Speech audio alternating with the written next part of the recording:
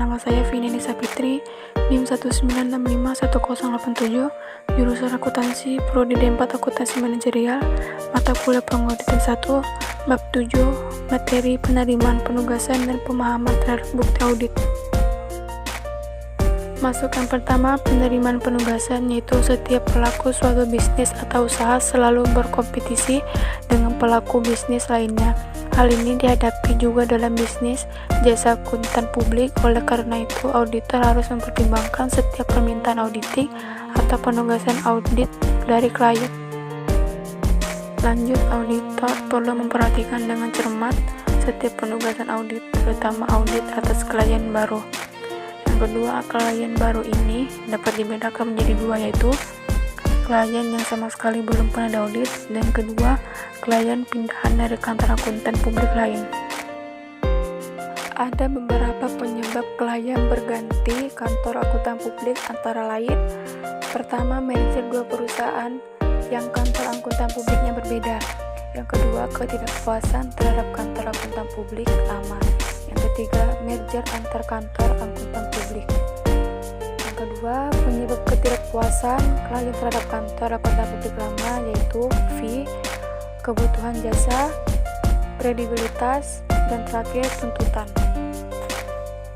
Yang harus dipertimbangkan sebelum menerima penugasan: pertama, tanggung jawabnya terhadap publik, yaitu independensi, integritas, dan objektivitas. Yang kedua, tanggung jawabnya terhadap klien, yaitu melakukan audit dengan kompetensi dan profesionalisme yang tinggi. Yang ketiga, tanggung jawabnya terhadap rekan lain profesi, yaitu mengembangkan kehidupan profesi dan kemampuan melayani publik. Ada 4 langkah penerimaan penugasan. Yang pertama, mengevaluasi integritas manajemen. Yang kedua, mengidentifikasi kondisi khusus dan risiko yang tidak biasa. Yang ketiga, menilai kemampuan auditor untuk memenuhi standar umum auditing. Yang keempat, menyiapkan surat penugasan audit. Lanjut, evaluasi atas integritas manajemen, yaitu berkaitan dengan jenis klien, maka sumber informasi dibedakan untuk setiap jenis klien seperti berikut. Pertama, klien baru yang pernah diaudit. Yang kedua, klien baru yang belum pernah diaudit. Yang ketiga, klien lama. Komunikasi dengan auditor terlebih dahulu atau disebut dengan PSA nomor 16, komunikasi antara auditor pendahulu dengan auditor pengganti, SA 315.02. Yang pertama, mengajukan pertanyaan spesifik kepada auditor pendahulu mengenai masalah-masalah menurut keyakinannya akan mempengaruhi pelaksanaan audit. Yang kedua, mereview kertas kerja auditor pendahuluan. Yang kedua, mengidentifikasi keadaan-keadaan khusus dan risiko tidak biasa.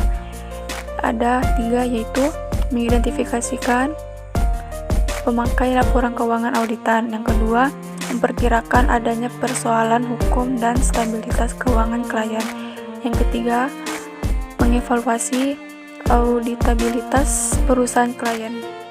Penilaian kemampuan memenuhi standar umum terdiri dari 3 tahap, yaitu menentukan kompetensi untuk melaksanakan audit. Kedua, mengevaluasian independensi. Yang ketiga, menentukan kemampuan melaksanakan audit secara cermat dan seksama. 3. Menghimpun, memahami bisnis klien dan industri klien. Yang pertama, jenis bisnis dan produk klien. B. Lokasi dan karakteristik operasi klien seperti metode dan pemasaran. C. Jenis dan karakteristik industri. D. Eksistensi ada tindaknya pihak terkait yang mempunyai hubungan erat dengan klien. E. Regulasi pemerintah yang mempengaruhi bisnis dan industri klien. F. Karakteristik laporan yang harus diberikan kepada badan regulasi. Keempat, melakukan prosedur analitis, yaitu prosedur analitis adalah pengevaluasian informasi keuangan yang dibuat dengan mempelajari hubungan yang masuk akal antara data keuangan dan data non-keuangan. Dalam tahap pekerjaan lapangan, prosedur analitis merupakan prosedur audit yang optimal.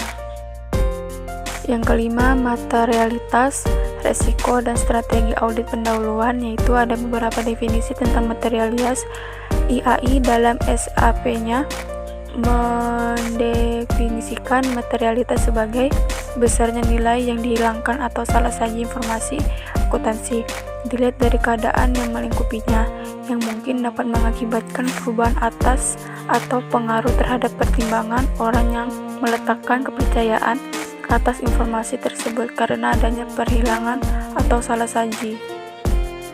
Pemahaman auditor tentang bisnis klien dapat diperoleh melalui ada 6, yaitu penelaah kertas kerja tahun lalu, kedua penelaah data industri dan data bisnis, ketiga peninjauan terhadap operasi klien, keempat pengajuan pertanyaan terhadap dewasa komisaris, kemampuan komite audit, yang kelima pengajuan pernyataan pada manajemen, dan keenam menentukan keberadaan ekonomis dengan perusahaan lain dalam satu kelompok usaha.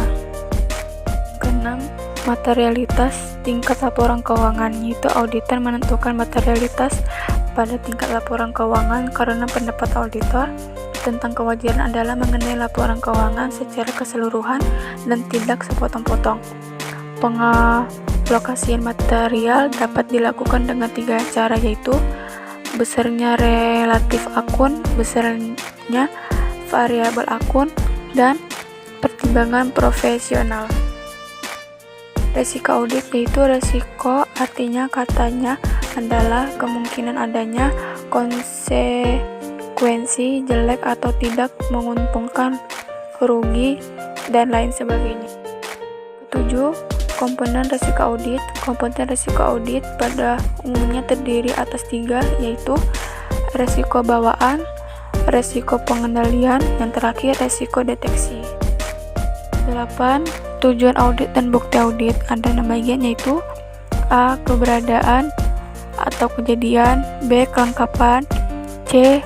Hak dan kewajiban, D. Penilaian atau pengalokasian, E. Penyajian dan pengungkapan, F. Ketepatan administrasi.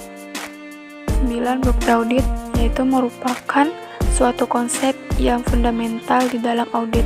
Hal itu dinyatakan dengan jelas dalam standar pekerjaan lapangan. Yang ketiga, yang menyatakan bahwa bukti audit komponen yang cukup harus diperoleh melalui inspeksi, pengamatan, pengajuan, pertanyaan, dan konfirmasi sebagai dasar yang memadai untuk menyatakan pendapat atas laporan keuangan audit.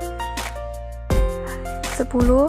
Jenis bukti audit. Jenis bukti dikelompokkan menjadi 9 jenis, yaitu yang pertama, struktur pengendalian intern, kedua, bukti fisik, ketiga, konfirmasi, keempat, catatan akuntansi, kelima, bukti dokumen, keenam, bukti surat pernyataan tertulis, ketujuh, perhitungan kembali sebagai materi matematis, 8. Bukti lisan, dan terakhir ke-9 bukti analisis dan perbandingan. Mungkin itu saja yang dapat saya sampaikan dari materi yang saya jelaskan. Kurang lebihnya mohon maaf. Saya akhiri. Wassalamualaikum warahmatullahi wabarakatuh.